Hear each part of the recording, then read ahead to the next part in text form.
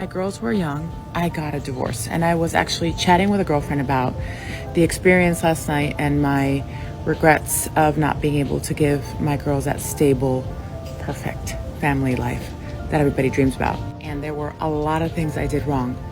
But one of the things I did right was I manned up and I got my together and I worked my tail off and I dedicated my life to those girls and moved them from country to country until we found our stability. Well, something about that is just downright unsettling. I don't know what to make of this. This woman was so regretful that she wasn't able to give her daughters the stable life that they deserved, so she logically did the next best thing. Completely descended her children into a life of pure chaos as she dragged them from country to country in an attempt to find quote-unquote our stability. This is the kind of life that's typically lived by assassins and international diamond thieves. And you know what the two of those have in common? Neither one of them tend to have kids. This isn't like you took a job in Japan for 15 years where the kids could grow some roots and truly experience another culture. That would have been fine. You force your children into a nomadic life where they were forced to regularly adapt to new cultures, languages they couldn't understand, and the fear of making friends because at any moment their crazy mother could snatch them away to another strange place in her never-ending quest to find stability. Who can say the true value of a healthy development for your children when you have to find some stability? That question practically answers itself. We spent a lot of time with my friends, both male and female, people that I trusted, people that I wanted them to look up to. And most of them are still in their lives today. While I know they probably felt pain and maybe still do feel pain over their parents no longer being together, I hope that those dance parties in the living room, the walks to school, the solo trips together, the opening gifts on their birthday, specially picked out for them by mom. Jeez, you.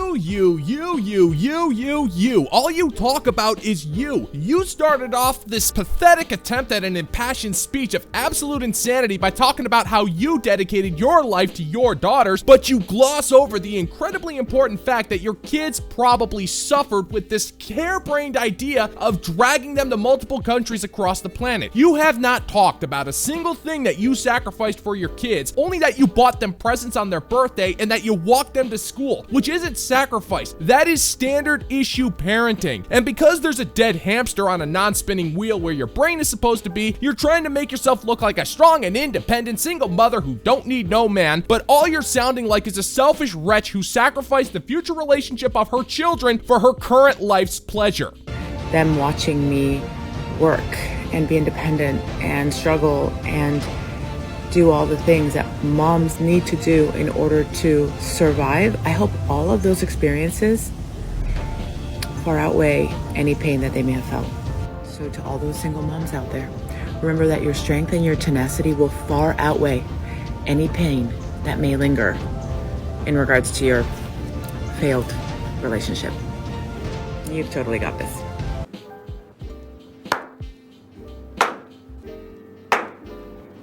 I hated that so much. When I first saw this video, I was gonna give this selfish excuse of a human meat sack the benefit of the doubt, but the fact that she cynically put failed in quotes tells me everything I need to know about this broad. If her ex-husband was some kind of a monster, okay, that would be one thing, but he clearly isn't. You're making this self-absorbed, sappy little speech to pat yourself on the back about how you put your own children through hell so you could see the world. And then you have the gall to say that you inspired your children with your strong and independent ability to ruin their lives? What kind of struggle did you endure in the name of your kids? What are the details? That's kind of important, but because you won't say, I'm forced to believe that you didn't. You denied your children a father so you could be petty and selfish. And honestly, I kind of feel sorry for your kids. They deserve better than what you did to them. Question for the men. When you are going through a breakup, do you talk about it at all? Like with your friends or family? I was just catching up with my guy friend, and him and his girlfriend broke up like a month ago. And I asked him a question about it, and he goes,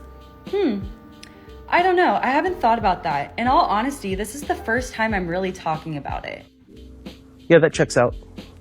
That sounds about right. Some self-respecting men don't really feel the need to talk about their personal business. Sometimes it's just easier to go about our daily lives and just deal with the loss in our own way. Granted, for some, it's a painful and agonizing experience that takes years to get over. For others, it won't mean much. It really depends on the situation, but either way, most of us figure it's none of your damn business. What good will it do to talk to you? Either you won't care or pretend to care, which is just as bad, or you'll give us some cliche advice that doesn't do us any good in the moment, or at the very worst, you'll file away our insecurities and vulnerabilities to use against us at a later date. So we just deal with it on our own. And if we need extra support, we'll turn to one of our buddies. But what we're not gonna do is talk to you because frankly, it's never a good idea. So like you're telling me that you have spent the last 4 weeks moving about your life like absolutely nothing happened. Just like drowning in your own thoughts. Yeah, no big deal at all. I would be in a mental hospital. Beyond unwell. I genuinely do not understand how this is possible. That's a mystery. Well, we're men. We deal with life's adversities in our own way. Typically, that way is silent for a reason. You see, if a man shows that kind of emotional pain like he does with the ending of a serious relationship, precious little good comes from such a display. That's not to say we don't feel any pain. Most of the time we do. We're just better at hiding it because society depends on men to get things done. Besides, even if we do open up about these things, it doesn't matter because nobody cares. But more importantly, we'll just be told to man up and get over it anyway. So we just cut out that particular middleman and pass the time savings right on to you. You're welcome for that, by the way. So Stoicism is typically the name of the game for most self-respecting men. We'll leave the ugly crying and incoherent screaming to you because, unlike you, we actually have enough practical sense to preserve our dignity when it comes to a breakup. I made a video about 1.5 years ago now saying that I only hung out with my then current boyfriend once a week. I wasn't really clear because we were in the same friend group, so I saw him Friday through Sunday every weekend. It had a lot of amazing reasons. I was very independent and I was also prioritizing healing myself while I was still in a relationship. What's funny is when you search me on TikTok, what comes up first, which is so annoying, is Hannah Ellison boyfriend. And so this guy I was talking to last week, we broke up, was like, are you kidding me? You only like to hang out with your guy once a week? And I was like, huh? And then I realized that video popped up right away. That's because you're stupid. Maybe it's just me, but I'm failing to see how you can focus on healing while being in a relationship at the same time. What exactly were you doing when you were denying this poor guy regular contact? Because it doesn't sound to me like you put in any effort at all. But then again, I can't say I'm surprised this guy dumped you. You denied your boyfriend regular contact with you during the week, thus completely disregarding his needs to see you, spend time with you, and potentially have some alone time with your moldy chasm of rancid oblivion. You also thought that it was appropriate to tell the entire planet that you do this to him, and you completely forgot that this was one of your most popular videos on your channel. And then, to top it all off, you didn't even think about deleting the video after the relationship went kaput. And you were completely oblivious to the notion of any man who was interested in you might want to check out some of the crap that you post on TikTok because it might be kind of important. So it's really no wonder how this guy decided that being kneecapped with a laser chainsaw was most likely preferable than allowing you to restrict access to him to 3 days a week, so he dumped you. And if you ask me, that dude dodged a massive cannonball. So now I'm like, was that healthy? I really value independence in a relationship, but we were not long distance. I don't think I've ever had that sort of obsessive healthy love. I've had the obsessive after the person cheated on me, not the recent one. I made these sort of boundaries because when I am with someone too much, I start to resent them or arguments or anything. And it like really scares me because I'm like, am I gonna be able to live with somebody? So then in these relationships, when I do really long to hang out with them or even get the feeling where I want to cuddle them because my love language is not physical touch, I'm like, oh, something must be special because I'm having this feeling. Maybe I'd have that obsessive in a healthy way type love. Obviously it doesn't correlate, and I stop the thoughts and I make them earn it, and we've given advice on that. What does that even mean? Well, in answer to your first question, no. What you did was most certainly not healthy at all. Some guy cheated on you. It happens. But you use that as an excuse to be a control freak with the next relationship. You're trying to justify making any man who's dumb enough to want to date you earn your affection instead of being honest, or dare I say, taking any positive steps to work on your issues. Instead, you're going to resent these men for not making you obsessed with them, and for some reason you think there's such a thing as a healthy obsession. But any form of obsession is about as healthy as mainlining used French fry grease directly into your veins. You're clearly projecting your insecurities onto men because deep down, you're incapable of working on your trust issues, and you're just expecting the next guy to fix you. Sorry, sugar. That's not the job of men. Fixing you would take too much work, there's too little payoff, and unlike fixing up a Camaro, there's no fun to be had at the end of that particular job.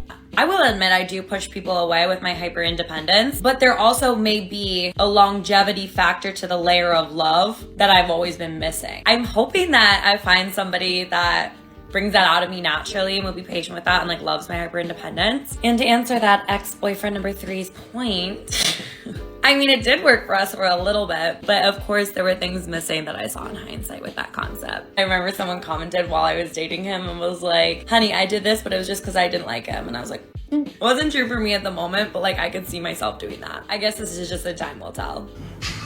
Man, you are one pathetic loser.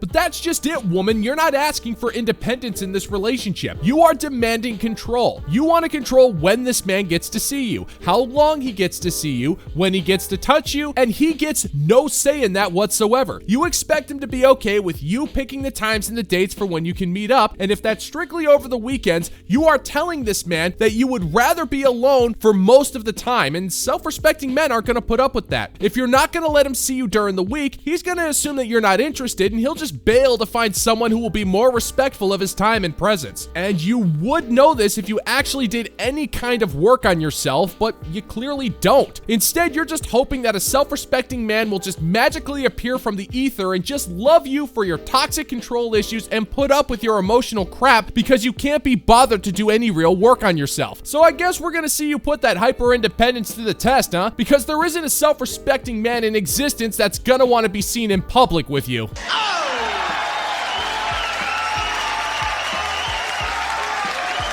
And that's gonna do it for today's video, gentlemen and gents. As always, if you find that my particular brand of comedy is bringing you to the brink of laughter, then why don't you scroll on down and click that like and subscribe button and ring the notification bell. Let's give the good old-fashioned middle finger to the YouTube algorithm. Thank you so much for checking out the new video, and until next time, peace out, homies.